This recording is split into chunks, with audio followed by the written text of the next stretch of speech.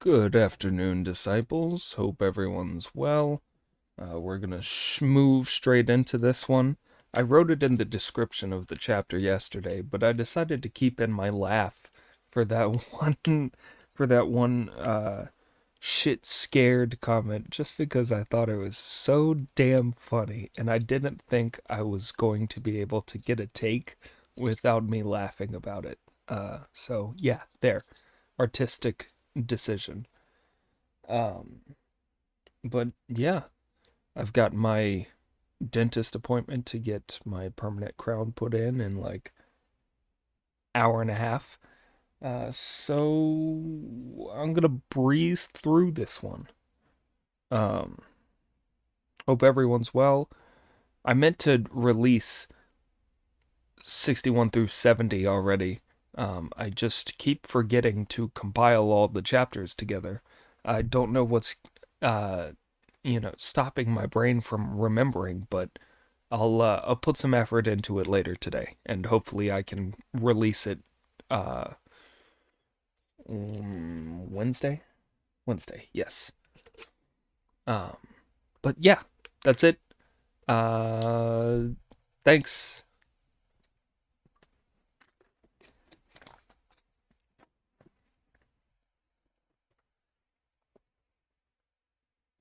Chapter 75.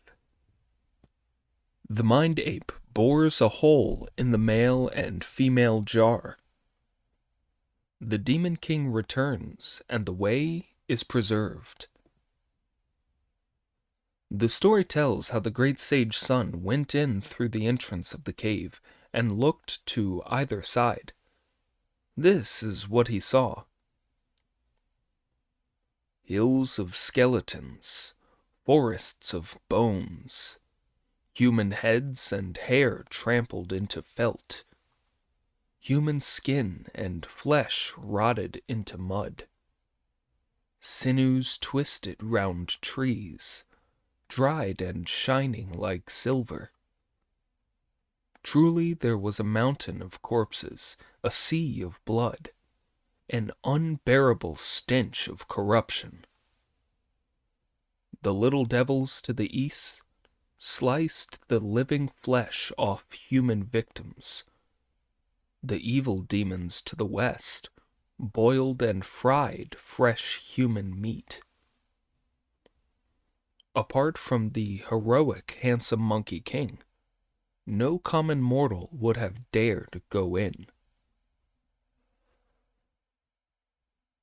He was soon inside the second gates, and when he looked around here, he saw that things were different from outside. Here was purity, quiet elegance, beauty, and calm.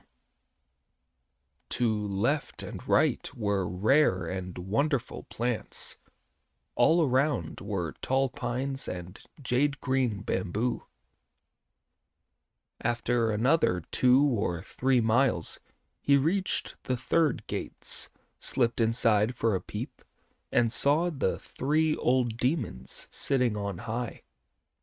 They looked thoroughly evil. The one in the middle had teeth like chisels and saws, a round head and a square face. His voice roared like thunder, his eyes flashed like lightning. Upturned nostrils faced the sky. Red eyebrows blazed with fire. Wherever he walked, the animals were terrified. If he sat down, the demons all trembled. He was the king among beasts, the blue-haired lion monster. The one sitting on his left was like this. Phoenix eyes with golden pupils, yellow tusks and powerful thighs. Silver hair sprouting from a long nose, making his head look like a tail. His brow was rounded and wrinkled, his body massively heavy. His voice as delicate as a beautiful woman's, but his face was as fiendish as an ox-headed demon's. He treasured his tusks and cultivated his person for many years. The ancient yellow-tusked elephant. The one on the right had golden wings and a leviathan's head, leopard eyes with starry pupils. He shook the north when he headed south, fierce, strong, and brave. When he turned to soaring, quails laughed, but dragons were terrified. When he beat his phoenix wings, the birds all hid their heads, and the beasts all lost their nerve when he spread his talons. He could fly 30,000 miles through the clouds. The mighty rock.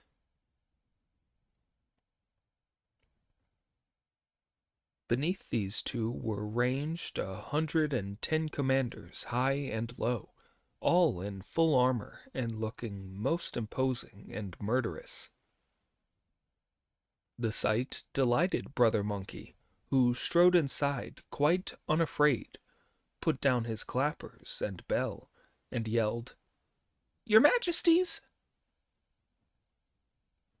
The three old demons chuckled and replied, "So you're back, young wind-piercer." "Yes," Monkey replied.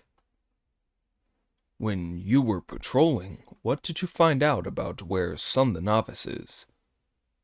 "Your Majesties," Monkey replied, "I don't dare tell you."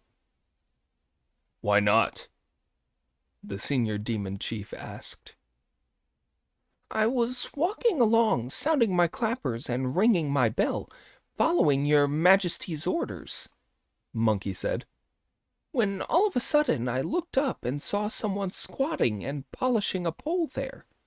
He looked like one of the gods that clear the way. If he'd stood up, he'd have been well over 100 feet tall. He'd scooped up some water in his hands and was polishing his iron bar on the rocky scar. He was saying to himself that his cudgel still hadn't the chance to show its magical powers here, and that when he'd shined it up, he was coming to attack your Majesties. That's how I realized he was Sun the Novice, and came here to report." On hearing this, the senior demon chief broke into a sweat all over, and shivered so that his teeth chattered as he said, "Brothers, I don't think we should start any trouble with the Tang priest.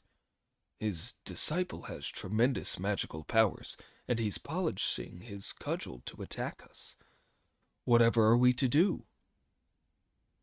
"Little ones," he shouted, "call everybody, high and low, who's outside the cave to come inside and shut the gates.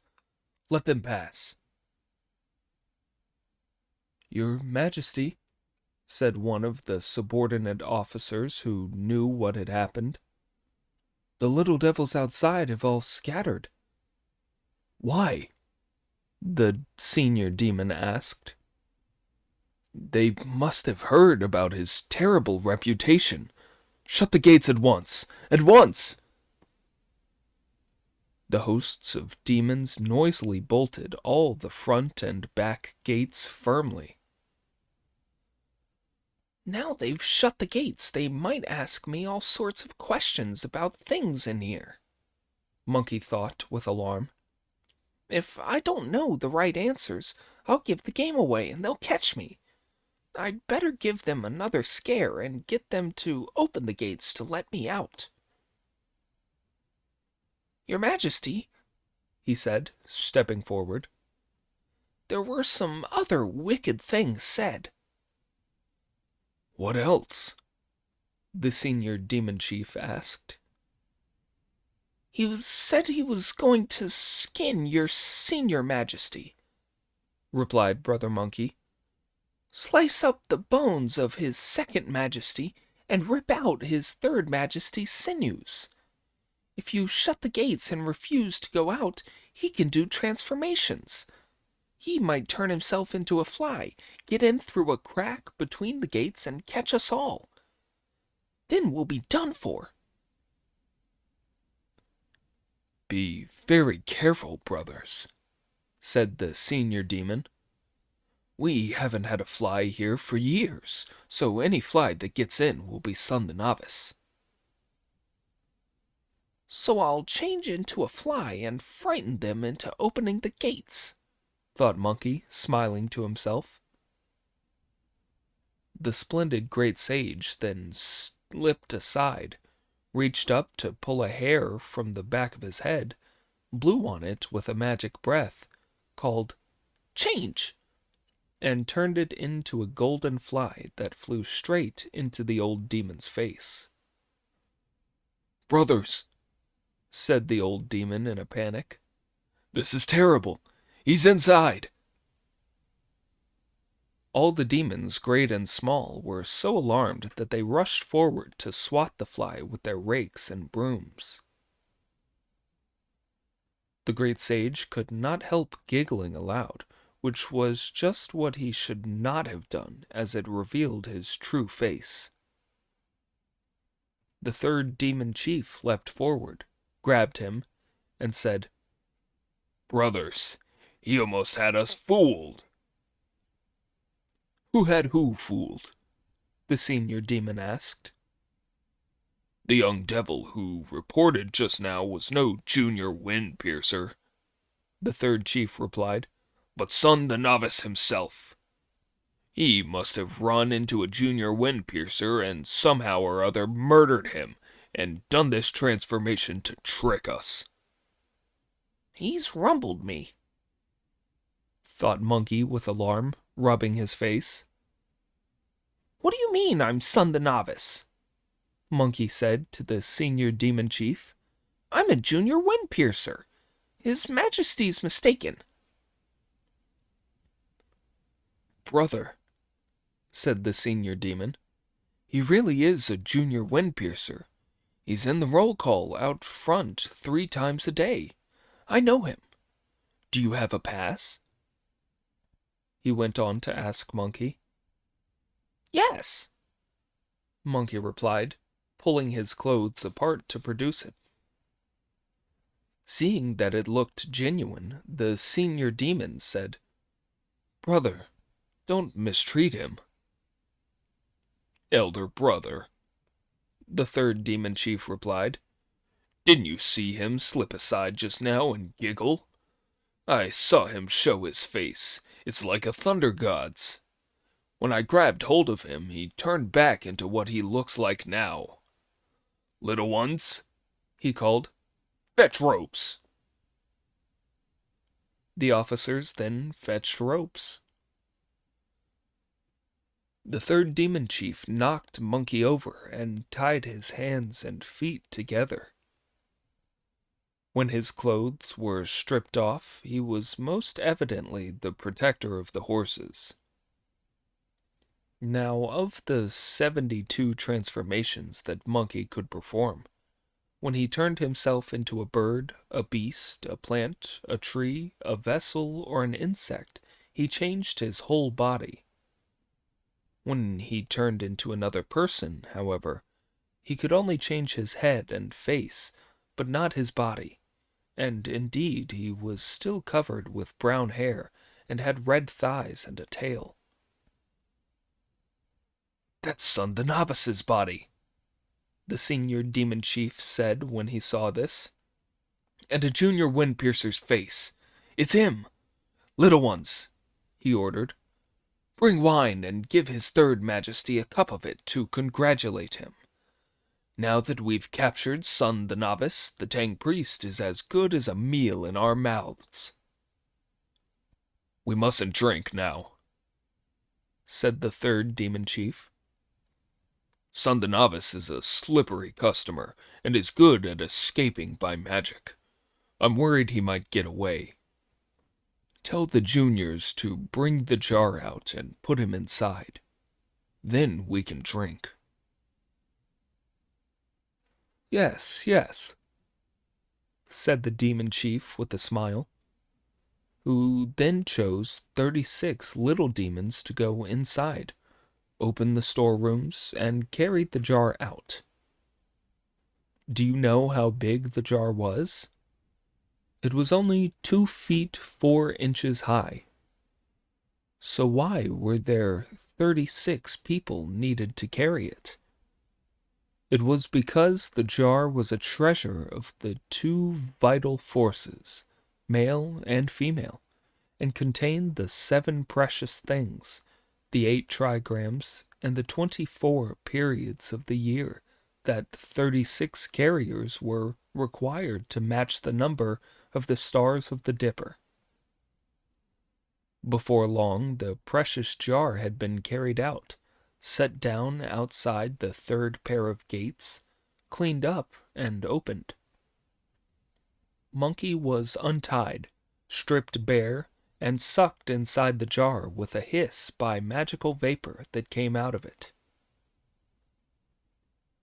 The lid was then put back on and sealed on with a label, after which the demons went off to drink, saying, "Now that he's in our jar, that monkey can forget all about his journey west. The only way he'll be able to pay his respects to the Buddha and fetch the scriptures now will be by pushing the wheel of destiny backwards and being reborn." Watch how all the demons, great and small, go laughing off to celebrate. But of that, no more. Once inside the jar, the great sage, who was very cramped, decided to transform himself and squat down in the middle, where he found it very cool. "Those evil spirits don't live up to their reputation," he said to himself, laughing aloud. "Why ever do they tell people that anyone put in this jar will be turned to pus and blood in a few moments? It's so cool that spending 7 or 8 years here would be no problem." Alas, the great sage did not know about this treasure. Anyone put inside it who said nothing for a year would stay cool for a year. But the moment a voice was heard, fires began to turn. Before Monkey had finished speaking, the whole jar was full of flame. Luckily, he could use the knack of making fire-averting magic with his hands, as he sat in the middle of the jar completely unafraid.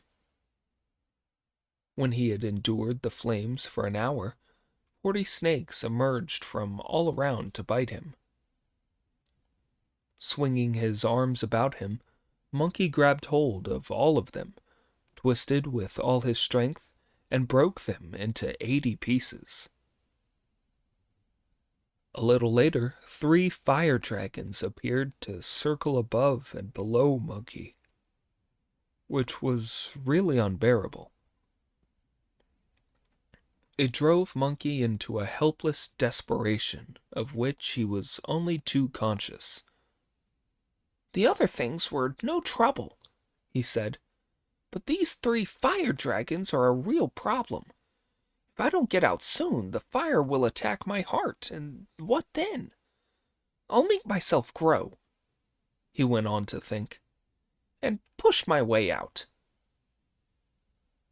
The splendid great sage made a spell with his hands, said the words of a spell, and called out, "Grow!" He made himself over a dozen feet tall, but as he grew, the jar grew with him, enclosing him tightly. When he made himself smaller, the jar shrank too. "This is terrible," Brother Monkey thought with alarm. "Terrible! It grows when I grow and shrinks when I get smaller. Why? What am I to do?" Before he had finished speaking, his ankle began to hurt. Putting his hand down at once to feel it, he found that it had been burnt so badly it had gone soft. "I don't know what to do," he said with anxiety. My ankle's been cooked tender. I'm a cripple now. He could not stop the tears from flowing. Indeed, when suffering at the demon's hands, he thought of his master. In facing deadly peril, he worried about the Tang priest. Master, he exclaimed, since I was converted by the Bodhisattva Guan Yin and delivered from my heavenly punishment, you and I have toiled over many a mountain. I've beaten and wiped out a lot of monsters, subdued Pig and Friar Sand, and gone through no end of suffering. All this was done in the hope of reaching the West and completing the true achievement together. Never did I expect to meet these vicious demons today. Now I've been stupid enough to get myself killed in here.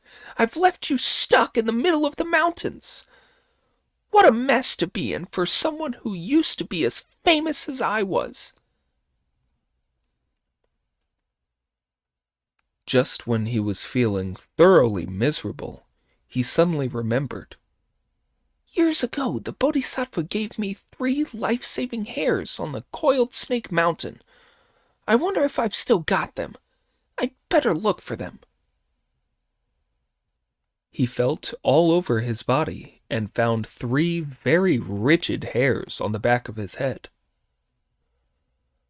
All the other hair on my body is soft, except for these 3 that are as hard as spears, he said with delight. They must be my lifesavers.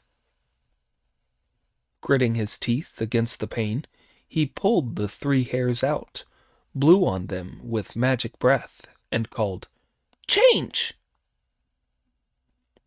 One of them turned into a steel drill, one into a strip of bamboo, and one into a silken cord. He made the bamboo strip into a bow, to which he fixed the drill. After a noisy spell of drilling at the bottom of the jar, he made a hole through which the light came in. "I'm in luck," he said with glee. "I'm in luck. Now I can get out." No sooner had he transformed himself, ready to escape, than the jar became cool again. Why was that? It cooled because the hole he had bored in it let the male and female vital forces escape. The splendid great sage put his hairs back, made himself small by turning into the tiniest of insects, a very delicate creature as thin as a whisker and as long as an eyebrow hair, and slipped out through the hole. Instead of making his escape, Monkey flew straight to the senior demon chief's head and landed on it. The senior demon, who was drinking, slammed his goblet down and asked, "Third brother, has Sun the Novice been liquefied yet?" "Is the time up?" the third demon chief asked. The senior demon told his messengers to carry the jar in. When the 36 young devils picked the jar up, they found that it was far lighter. "Your Majesty," they reported with alarm, "the jar's lighter." "Nonsense," the senior demon shouted. "It has the full powers of the male and female vital forces. It couldn't possibly get lighter." One of the junior demons, who liked showing off, picked the jar up and said, "Look, it is lighter, isn't it?" When the senior demon took the lid off to look in, he saw that it was bright inside. "It's empty," he could not help shouting aloud. "It's leaked." And Monkey, sitting on his head, could not help shouting, "Search, my lads! He's escaped!" "He's escaped!" all the monsters shouted. "He's escaped!" The order was then given to shut the gates. With that, Monkey shook himself, took back the clothes that had been taken off him, turned back into himself, and leapt out of the cave. "Behave yourself, evil spirits!" he flung back insultingly. "I've bored through the jar, and you can't keep anyone in it any more. You'll have to take it outside and shit in it." Shouting and yelling with glee, he went straight back on his cloud to where the Tang priest was. Here he found the venerable gentleman making symbolic incense with a pinch of earth and praying to the sky. Monkey stopped his cloud to listen to what he was saying. Sanzang had his hands together in front of his chest and was saying to heaven, "All you immortals up there in the clouds, the Dings and the Jias, and each god and goddess, protect my disciple, whose powers are enormous, and magic is boundless, the good Sun the Novice." When the great sage heard this, he decided to redouble his efforts. Putting his cloud away, he went up to Sanzang and called, "Master, I'm back." Sanzang held him as he said, "Wukong, you have been to great trouble. I was very concerned because you had gone so far into these mountains and not come back for so long a time. How dangerous is the mountain, in fact?" "Master," Monkey replied with a smile, "that trip just now depended in the first place on the good destiny of all living things in the East, secondly on your boundless achievement and great virtue, and thirdly on your disciple's magical powers." Then he told the whole story of how he had pretended to be a wind piercer, been drawn into the jar, and escaped. "Now I've seen your face again, Master. It's like having a second life." Sanzang expressed endless thanks, then asked, "Did you not fight the evil spirits this time?" "No, I didn't," replied Brother Monkey. "Then you won't be able to escort me safely across this mountain," Sanzang said, at which Monkey, who hated to admit he was beaten, shouted, "What do you mean I won't be able to escort you?" "If you and they have not yet had it out, and you can only give me evasive answers, I will never dare press ahead," the venerable elder replied.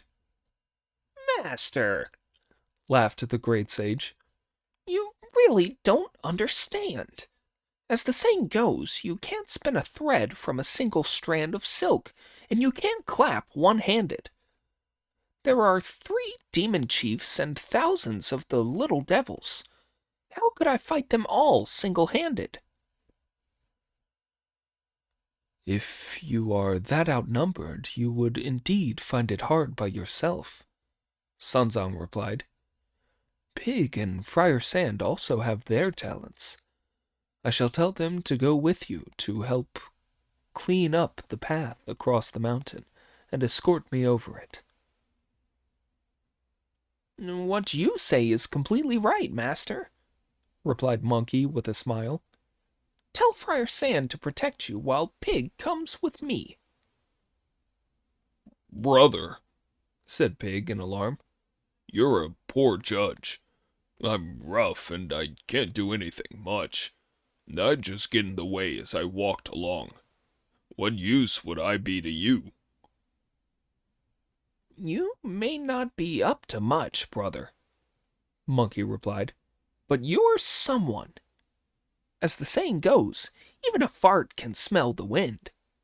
You'd make me feel a bit braver." "All right," Pig said. "All right.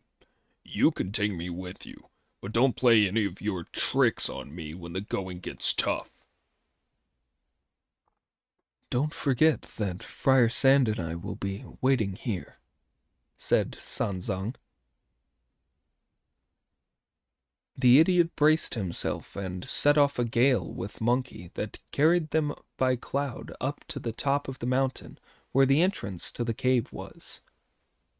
They saw at once that the gates were shut tight. There was nobody in sight anywhere around. Monkey went forward, his iron cudgel in his hands, to shout at the top of his voice, "Open up, evil monsters! Come out right now and fight Monkey!"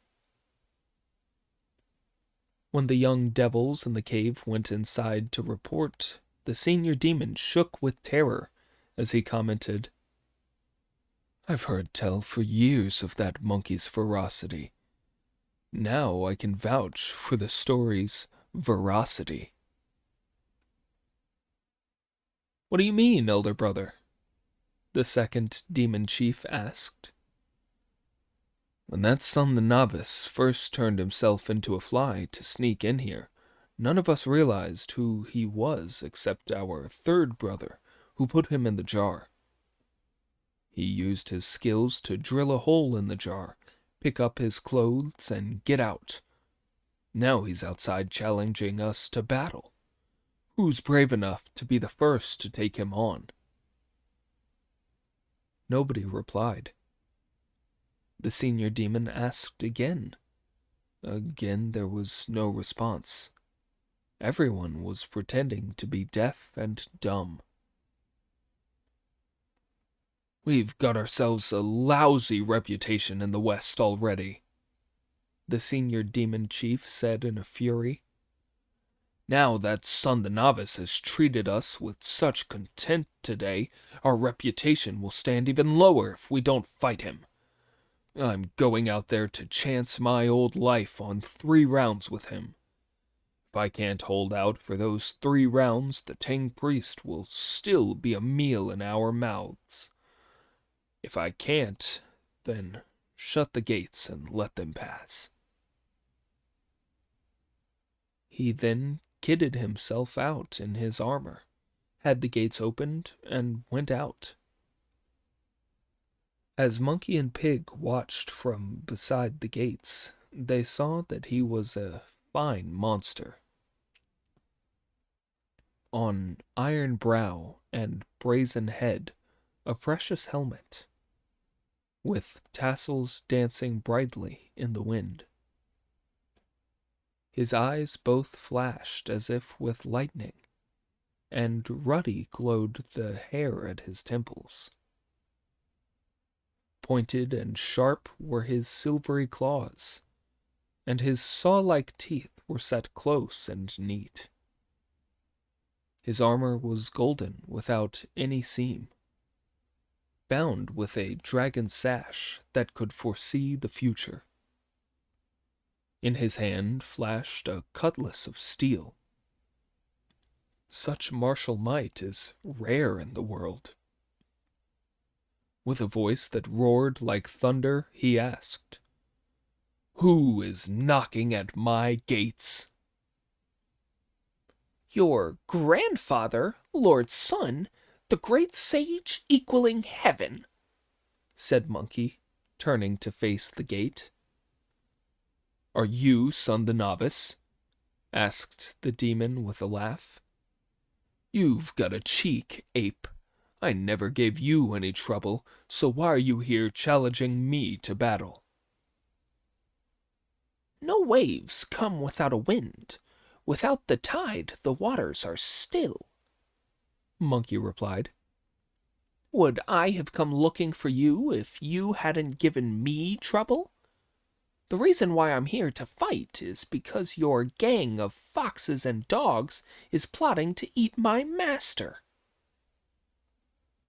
"From the way you're acting so fierce and shouting at our gates, you must want to fight," the old demon replied. "Yes," Monkey said. "Stop all that ranting and raving, then," said the demon. "It would be most unfair if I brought out my devil soldiers and drew them up in battle order with flags flying and drums beating to fight you as I'm on my own territory. I'll fight you single-handed with no helpers for either side." When Monkey heard this, he shouted, "Keep out of the way, Pig, and let's see how he copes with me." The idiot did indeed get out of the way. "Come over here," the senior demon shouted, "and be a chopping block for me. Let me hack you 3 times as hard as I can with the sword on your bare head. After that, I'll let your Tang priest pass. If you can't take it, then hand your Tang priest over at once. He'll be a tasty morsel to help our rice down." "Bring out a brush and some paper if you have them in your cave, and I'll give you a bond. You can hack at me from today till next year, but it'll be nothing to me." The old demon then summoned up all his might, took up a stance with his feet apart, lifted his sword with both hands, and hacked at the top of the great sage's head. The great sage raised his head, and though there was a mighty crash, his scalp did not even go red. "That monkey really does have a hard head," exclaimed the old demon with shock. "You wouldn't know about it," said Monkey with a laugh. "I was born with a skull of bronze and iron, like nobody else's in all the world. Hammer and axe will never smash me. I went in Lord Loudsea's furnace when I was a boy. The Star Lords of the 4 Dippers helped mold me. The 28 constellations all use their skill. I've often been soaked in water, but never come to harm. And all over my body the sinews are knotty. The Tang priest, fearing I would not stand firm, placed a golden band around my head." "Cut out that insolence, ape," the senior demon said, "and take these 2 blows for my sword. I'm most certainly not going to spare your life." "It's nothing," Monkey replied. "Have another cut like that if you like." "You monkey!" the old demon shouted. "You don't know about this sword." Created in furnaces of metal and fire, 100 times tempered by divine craftsmanship, its sharp blade follows the 3 strategies, and it is as strong as described in the 6 plans. The point is as fine as a housefly's tail, and as supple as the body of a white dragon. When it goes to the mountains, dense clouds arise. If it plunges into the sea, the great waves roll.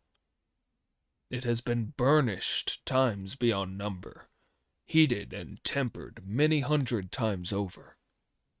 Deep in the mountains it is kept in the caves.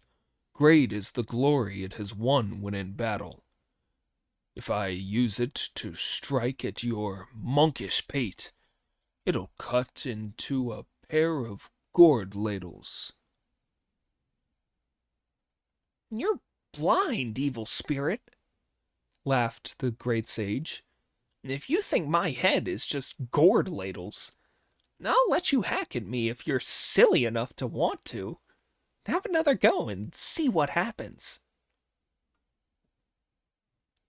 The senior demon raised his sword for another hack, which the great sage moved his head forward to meet.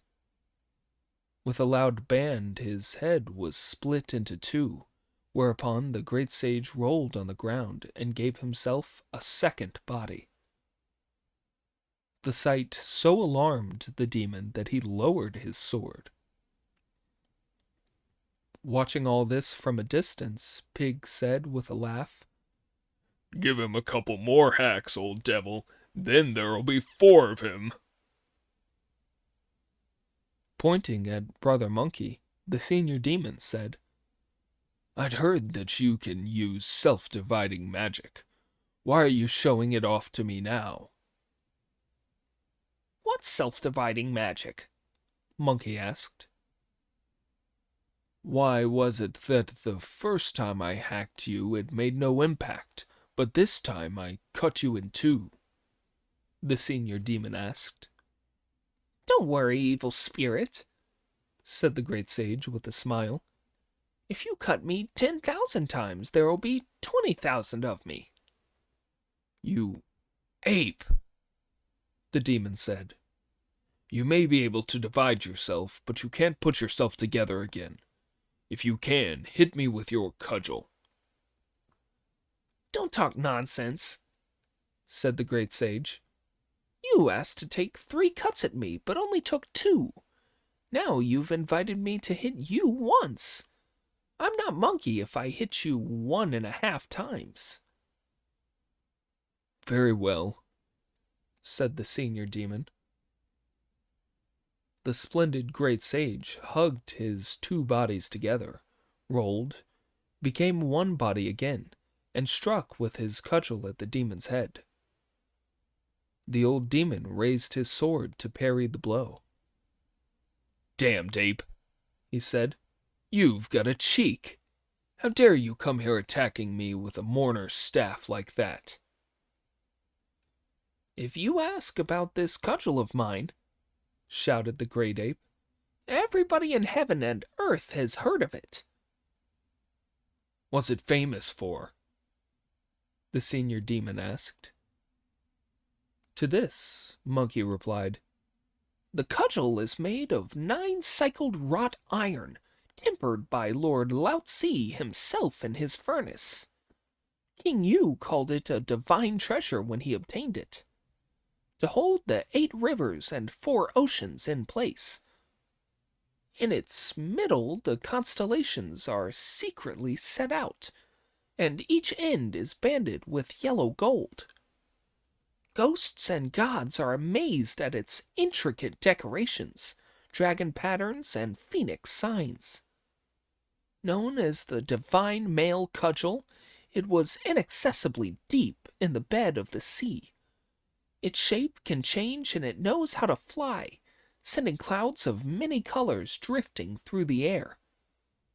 Once it was mine, I took it back to my mountain, where I discovered how its infinite changes. When I want size, it's as thick as a vat, or it can be as thin as an iron wire, huge as a mountain or small as a needle, adapting its length to the wishes of my heart. Lightly I lift it and colored clouds spring up, or it flies through the sky and flashes like lightning. The cold air it gives off chills all who feel it, and ominous mists appear in the sky. I have carried it with me to beat dragons and tigers, traveling to all of the ends of the earth. Once with this cudgel I made havoc in heaven, and used its great might to wreck the peach banquet. The heavenly kings were unable to beat me, and Nasia was hard-pressed to match me in combat. With this cudgel against them, the gods had no safe refuge. 100,000 heavenly troops all scattered and fled. The gods of thunder guarded the Hall of Miraculous Mist when the cudgel attacked the Palace of Universal Brightness. All of the angels at court were flustered, and the Jade Emperor's ministers were thrown into panic. I raised my cudgel to overturn the Palace of the Dipper, then turned back to shake up the South Pole compound. Seeing my dread cudgel at his golden gates, the Jade Emperor invited the Buddha to see me. The soldier takes defeat and victory in his stride. There is nothing to choose between suffering and disaster. I stuck it out for full 500 years until I was converted by the Bodhisattva Guanyin. Then a holy monk appeared in Tang, who swore a mighty oath to heaven to save the souls in the city of the unjustly slain and fetch the sutras at an assembly on Vulture Mountain. On the journey to the west are many evil monsters, whose actions would be a great obstacle to him. So, knowing that my cudgel is matchless in the world, he begged me to be his companion on the journey.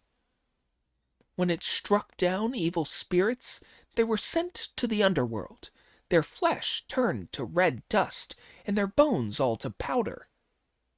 Evil spirits everywhere were killed by the cudgel, in thousands upon thousands, too numerous to count.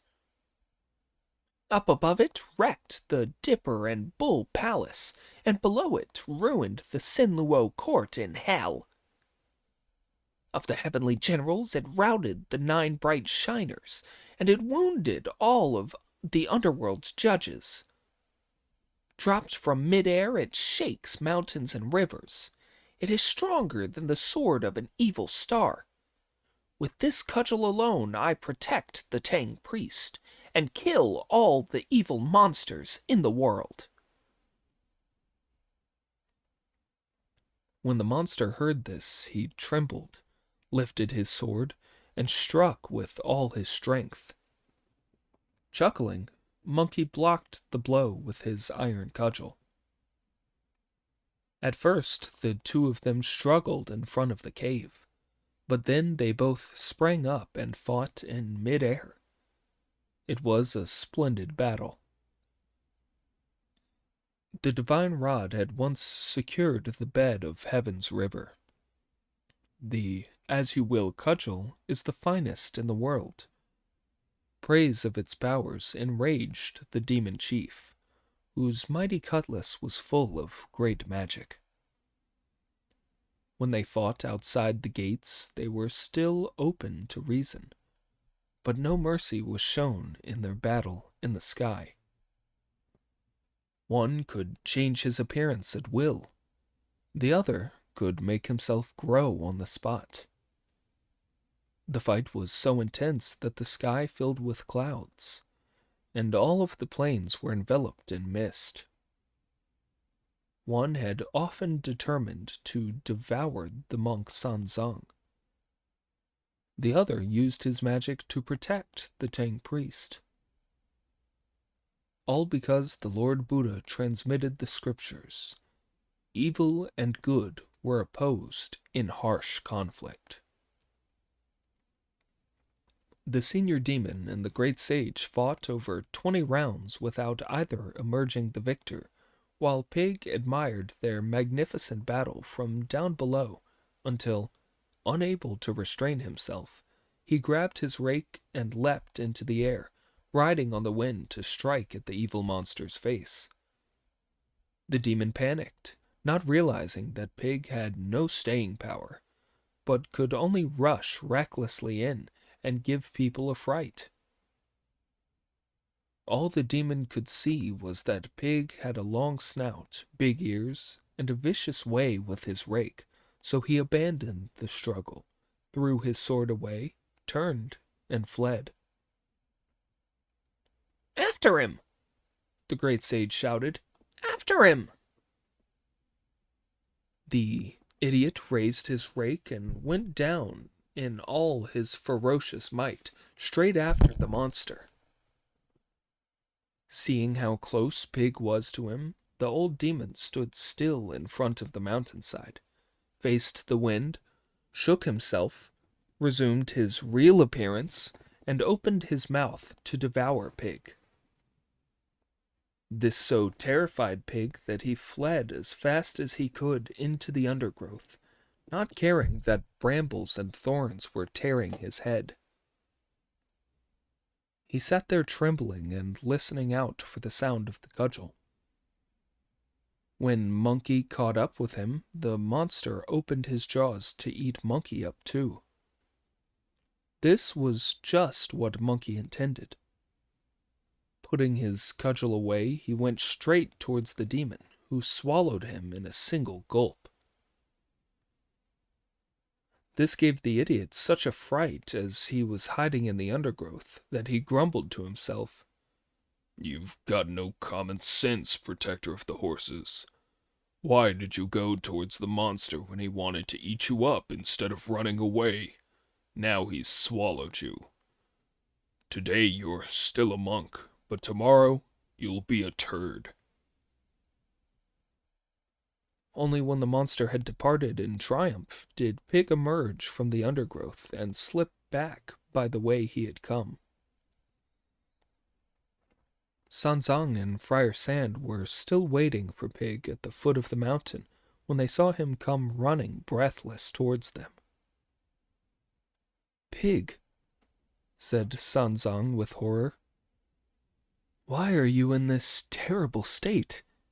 Why is Wukong not here?"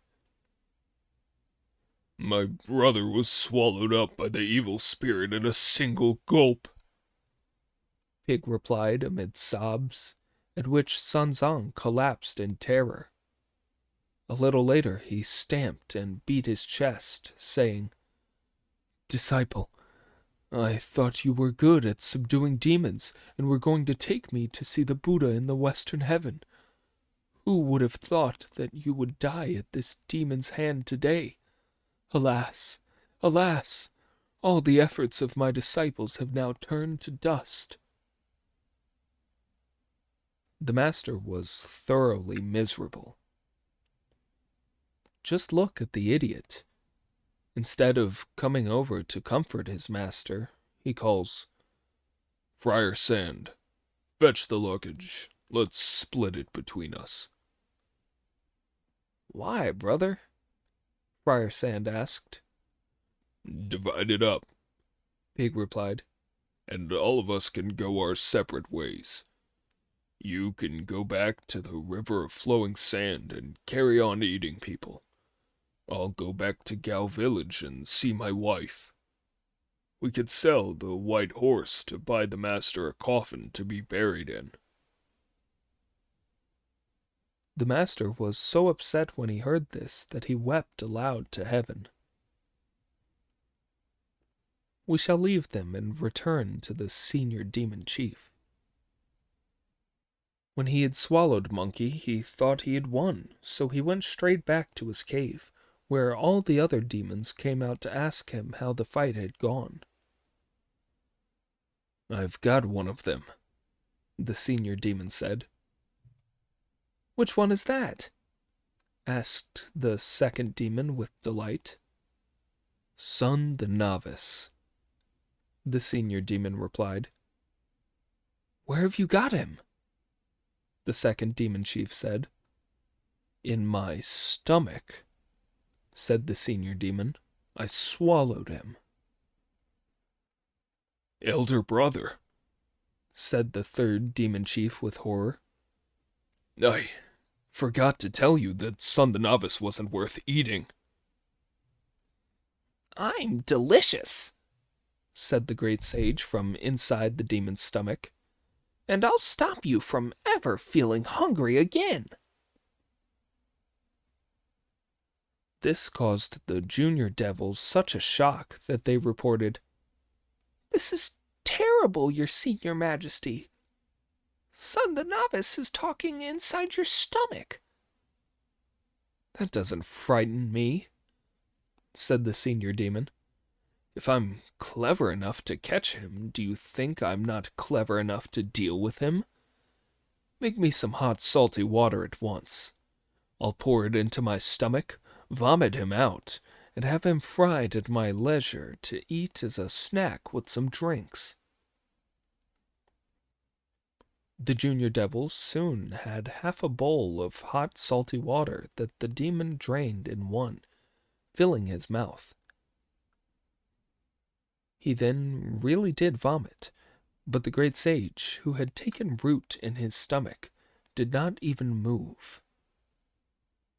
The monster then pressed his throat and vomited again till his head was spinning, his eyes in a daze, and his gallbladder split, but still Monkey would not be shifted. By now the senior demon was gasping for breath. "Sun the Novice," he called out. "Won't you come out?" "Not yet," Monkey replied. I don't want to come out now. Why not? The old demon asked. You really don't understand, evil spirit, said Monkey. Ever since I've been a monk, I've had scant food and clothing. Although it's autumn now and getting cool, I'm still only wearing a thin tunic, but it's warm in your stomach, and there are no drafts down here. I think I'll spend the winter here before coming out. When the evil spirits heard this, they all said, Your Majesty, Son the Novice wants to spend the winter in your stomach. If he wants to spend the winter there, I'll take to meditation and use magic to shift him, the senior demon said. I won't eat anything all winter. The protector of the horses will starve to death. You just don't understand, my boy, the great sage said. I came via Guangzhou when I started escorting the Tang priest, and I've got a folding cooking pan with me that I brought in here to cook myself a mixed grill. I'll take my time enjoying your liver, bowels, stomach, and lungs. They'll be enough to keep me going till spring. Brother, said the second demon chief with shock, that ape would do it too.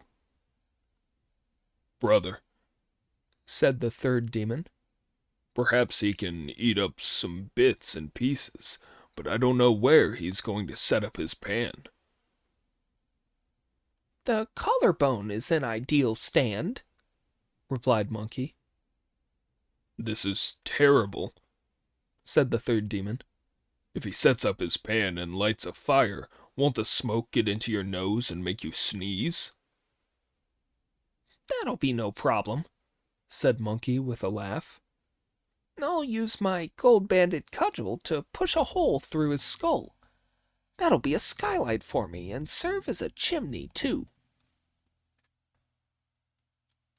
The old demon heard this and was most alarmed, despite saying that he was not afraid. All he could do was to summon up his courage and call, Don't be scared, brothers. Bring me some of that drugged wine. When I down a few goblets of that, the drugs will kill the monkey. At this, Monkey smiled to himself and thought, When I made havoc in heaven 500 years ago, I drank the Jade Emperor's wine and ate Lord Lao-Tzu's elixir, the Queen Mother's peaches, the marrow of phoenix bones and dragon livers. I've eaten everything. What kind of drugged wine would do me any harm? By then, the junior devils had strained 2 jugfuls of drugged wine, a goblet of which they handed to the senior demon chief, who took it in his hands. Monkey, who could smell it from inside the demon's belly, called out, Don't give it to him! The splendid great sage then tipped his head back and turned into the bell of a trumpet that he placed wide open below the demon's throat. The demon gulped the wine down noisily, and Monkey noisily received it. The demon swallowed the second cupful, and Monkey noisily drank it too. This went on till Monkey had drunk all of the 7 or 8 cupfuls that the demon downed. That's enough, the demon said, putting the goblet down. Normally my stomach feels as if it's on fire after a couple of cups of this wine, he said, but this time my face hasn't even gone red after 7 or 8. Now, the great sage was not a heavy drinker, so after taking these 7 or 8 cupfuls, he started to act drunk in the demon's stomach, propping himself up, falling flat on his face, kicking about him, swinging on the demon's liver, doing headstands and somersaults, and dancing wildly. This caused the monster such unbearable pain that he collapsed. If you don't know whether he lived or died, listen to the explanation in the next installment.